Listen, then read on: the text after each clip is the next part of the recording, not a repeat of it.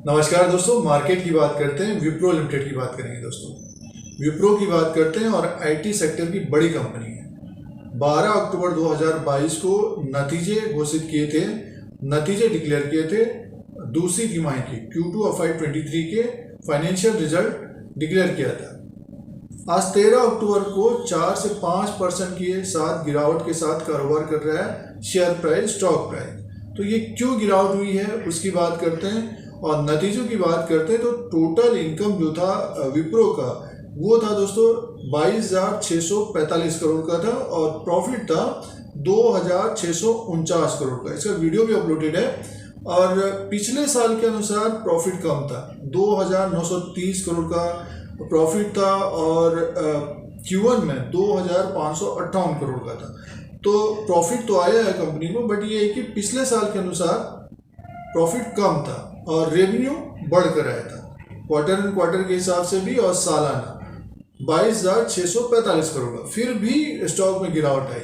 नतीजे एक तरह से मिले जुले थे, लेकिन 13 अक्टूबर 2022 को जो गिरावट देखने को मिली है, तो कंपनी की तरफ से जो गाइडेंस आया है, जो अनुमान है दिसंबर क्वार्टर का रेवेन्यू 0.5 से 2% रह सकता है, बढ़ सकता है। तो ये कम है दोस्तों, एक तरह से तो ये कम है और इसीलिए गिरावट है।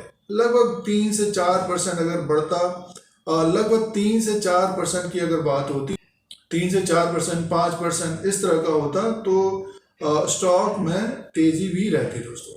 बट ये है कि ग्रो रहेगा, बट ये कि बढ़ेगा रेवेन्यू 0 से 5-2% बढ़ेगा। अब देखना पड़ेगा कि ये अनुमान है कंपनी का और तीसरी तिमाही में क्या रहेगा, कितना बढ़ सकता है। तो इसीलिए स्टॉक प्राइस गिरावट में है दोस्तों। ब्रोकरेज हाउसेस ने अपना जो टारगेट दिया है, नोमोरा का जो टारगेट है 380 का है, उसी के आसपास कारोबार कर रहा है ये। और CLSA का जो टारगेट है 450 का है और JP मॉर्गन का जो टारगेट है 360 का है।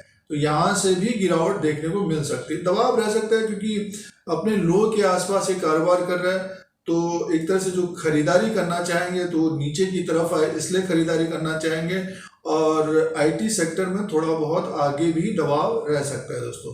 अब करना क्या चाहिए, देखिए एक तरह से स्टॉक को होल्ड करना चाहिए। बड़ी कंपनी है, आगे आने वाले दिनों में रेवेन्यू बढ़ता हुआ नज़र भी आ सकता है। अगर स्थिति सुधरेगी, प्रोजेक्ट मिलते हुए नज़र आ सकते हैं, तो हमारे अनुसार होल्ड करना चाहिए। और जो अभी इस वक्त खरीदारी भी कर रहे हैं तो उनको समय देना पड़ेगा दोस्तों। जैसे कि 13 अक्टूबर 2022 को इस वक्त जो शेयर प्राइस है 385 में, ये लाइव ट्रेडिंग है दोस्तों। फिलहाल विप्रो में जो ऊपर की तरफ ट्रैप है, तो होल्ड करना चाहिए और समय देना चाहिए।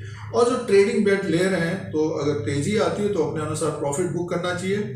और ब्रोकरेज हाउसेस के जो टारगेट्स हैं एक तरह से मिक्स हैं, नीचे की तरफ भी हैं, ऊपर की तरफ भी हैं। तो इस तरह के वीडियो देखने के लिए धीरज सिंह के स्टॉक्स को सब्सक्राइब करें, लाइक करें, शेयर करें, कमेंट करें। शेयर बाजार की जानकारी के लिए, नए नए अपडेट्स के लिए। धन्यवाद।